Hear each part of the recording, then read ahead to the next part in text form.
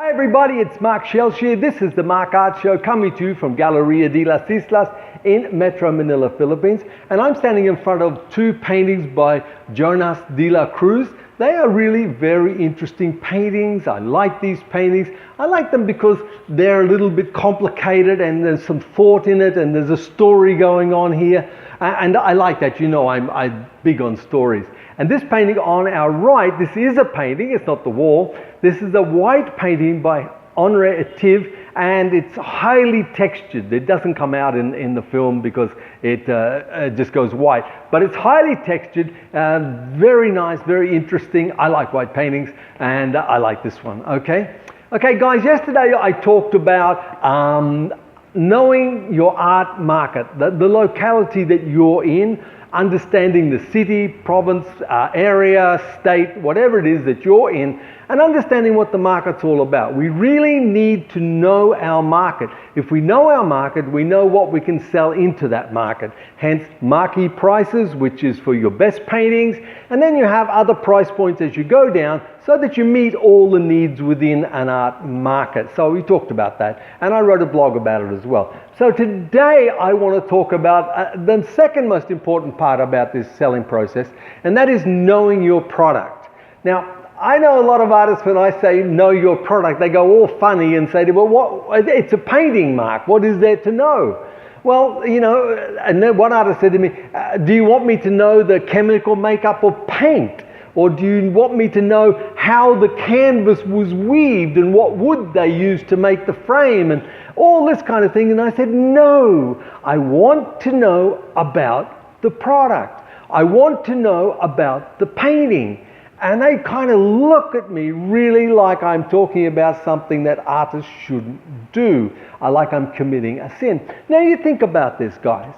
If we'd known Henry Ford when he first produced the motor car, this is the original thing that he'd produced, if we'd gone and spoken to him and asked him about a motor car and said, what's this product? Do you think he would have just looked at us and said, it's a car? I mean, my God, it's a car. What more do you want me to say? No, he would have said, I am so glad you asked. I'd like to show you this vehicle and show you what it's made of. It has an engine here and four wheels and you can open the doors this way and that. And he would have talked about the upholstery and how fast it'll go. You know, all those things he would have talked about his product. And that's what I want you to do, artists, is to know your product, to have product knowledge about your painting. Now, it's too much knowledge is good, not enough knowledge is bad. Because if you have too much knowledge, you can talk about things. You don't have to let all that knowledge out at once, but you can certainly talk about things when questions are asked. So what do I mean when I talk about product knowledge? Simply these things. You know, about the product knowledge. So someone says, the first thing I would say is, how did you come up with the idea for this painting? What was the reason for this? What was the reason behind it? Was there a purpose in this painting? There's an idea here. Where did that idea come from? So you can talk about that. The second thing is, did you do a sketch? Were there sketches? Was there a build-up? And you can talk about how you sat and sketched these things and ideas, and if they wanted to see the sketches, if they purchased this, then you can show the sketches and maybe even include them within the purchase price. And you can say, this is how I built this painting up. I had this idea and I drew it and drew it and drew it and ended up with this. And that's what I used to do. I used to sit and draw and then come up with an idea of how I wanted it to look and then paint it, you know. Did you do photographs for this? If you're a landscape or a cityscape painter, did you do photographs? Your own original photographs? And if so, talk about what you did. Well, you know, it was a beautiful scene. As you can see, I've done this landscape and it's got 4 trees in it with a homestead in the background. But when I took the painting, when I took the photograph, you know, there was this big ugly tree in the foreground and I had to remove it because it didn't make the painting look good. And you can tell about the story about the product and how you came up with this painting and why it's like it is. And you can then tell people. So far we're looking at what the idea was behind it. I did preliminary sketches, and you can talk about that. And then I had a photograph, and what I did with this photograph, I had to help nature. I had to change things and make it better. And this is what I ended up with.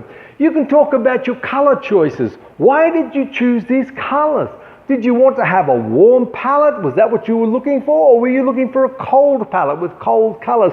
Or were you looking for a chromatic palette where, yellows were the dominant colors, or blues, or in this case, white?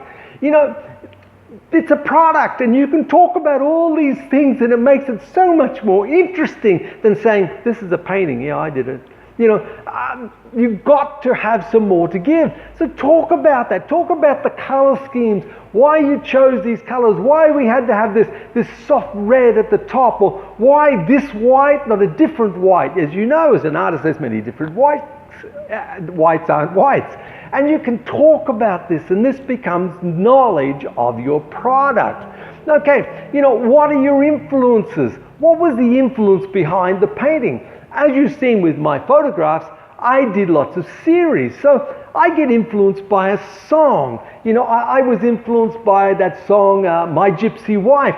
And so I did a whole series on My Gypsy Wife. And then I read the book, The Rabbit Proof Fence. And I loved the book, so I did a series of paintings on that. See, that's talking about it. That's product knowledge. This is the reason why. I want to do a woman in the landscape. So I did a series of women in the landscape. And there's a story, there's a reason, it happens, there's an influence. All these things make us what we are and make our paintings what they are, and they're interesting to the customer. They're interesting to people. They want to hear what we have to say. If I show that painting, say let's use the Rabbit Proof Fence paintings for it. If I just show paintings and I say, yeah, this is a painting of some girls going through the outback of Australia, and I did paintings of it, that doesn't mean very much. But if I say, yeah, look, I read this book, The Rabbit Proof Fence, and I was so moved by this book, these brave young women who walked halfway across Australia, and I was moved by it, and I did this painting, and this painting is part of the time when they were walking along the fence, and all of a sudden it becomes alive. My product has life, and I'm giving it life by understanding why I do what I do. And artists, that's all I'm asking, is that you talk about why you do it, and put it together and be able to say, this is this and this is that, and I was influenced this way, and I watched this movie and I saw this scene and it just struck me. So I rushed out to the studio and painted a painting. Not like that, but how I remembered it in my mind, that, I can look like what I do when I did townscapes. I would go and stare at the buildings I wanted to paint, and then go back to the studio and draw them from my memory. And they were so much better than the original because they were alive, because you put life into them as an artist. Know your product. Okay, that's all I ask. Know why you did it. Know why you use these colors. Know why you put it on this canvas. Know why you can tell the story of how you put your canvases together. How many coats of gesso you use, or acrylic paint, or whatever, or you stretch your own canvases. All this is knowing your product. And all this is interesting to the customer. It's interesting to the consumer, because all of a sudden you sound like you know what you're talking about. And everybody wants to deal with the expert, trust me. And if you know your product and you can talk about it like I talk about it, no problem. People are going to say, wow, I love it. This is incredible. And because the story helps to sell it. Product knowledge is so important, artists. Don't ignore it.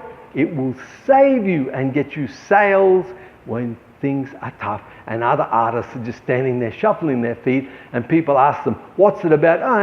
Well, it's a painting. That's how they talk. And what happens? Nothing. You can talk about it. You will make such a difference. So know your product, my friends.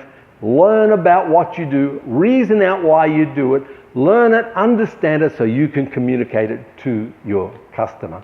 Okay, I'm going to leave it there. I'm going to keep talking about this subject. I'm going to do a blog on this today as well, so it backs it up a little bit. But look, this is important, guys. This is important stuff. Not many people talk about this. Not many people certainly tell artists to do this.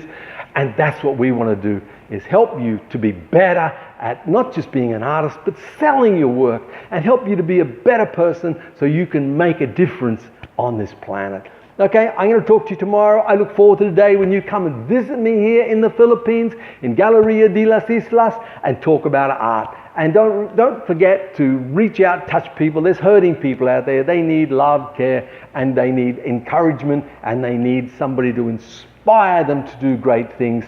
And that's you. So don't forget to give hugs and smiles generously, because they're free. Okay, have a great day. I'm going to talk to you tomorrow. Ciao.